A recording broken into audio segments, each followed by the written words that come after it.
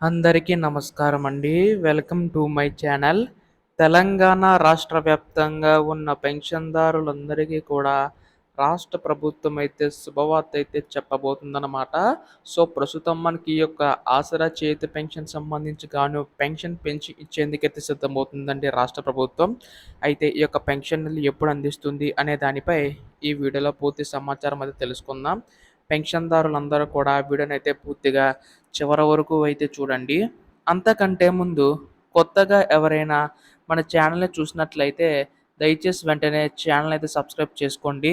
దీని ద్వారా నేను పెట్టే ప్రతి చిన్న లేటెస్ట్ అప్డేట్ కూడా మీరు ఎప్పటికప్పుడు మిస్ కాకుండా తెలుసుకోగలుగుతారు. అలాగే వీడియోకైతే లైక్ చేయండి. మరికొంతమందికి సమాచారం అయితే తెలుస్తది. ఇంకా ఆలస్యం చేయకుండా వీడియోలోకైతే వెళ్ళిపోదాం.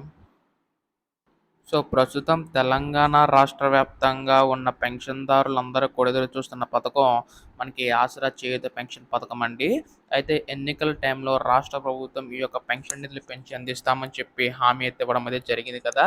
సో, ఎప్పుడు పెంచి అందిస్తుందని చెప్పేసి చాలామంది పెన్షన్‌దారులు అయితే ఎదురు చూస్తున్నారు. సో, ప్రస్తుతం దీనికి సంబంధించి గాను రాష్ట్ర ప్రభుత్వం కీలక అప్డేట్ ఇచ్చే అవకాశం ఉందన్నమాట. అయితే ఇదిలా ఉంటే మనకి ఈ యొక్క పెన్షన్ నిధులు అసలు ఎప్పుడు పెంచబోతుంది రాష్ట్ర ప్రభుత్వం అని చెప్పేసి అయితే అంటున్నారు.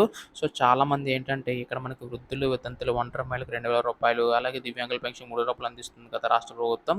సో, ఇక్కడ రూ. 2000 తీసుకుంటున్న వారికి 4000 వరకు, రూ. 3000 తీసుకుంటున్న వారికి దివ్యాంగుల పెన్షన్ 6000 వరకు కూడా రాష్ట్ర ప్రభుత్వం పెంచడానికైతే సిద్ధమవుతుందండి. సో, దీనికి సంబంధించి గాను మనకి రేపు ఎల్లుండిలోగా అప్డేట్ వచ్చే అవకాశం ఉందన్నమాట.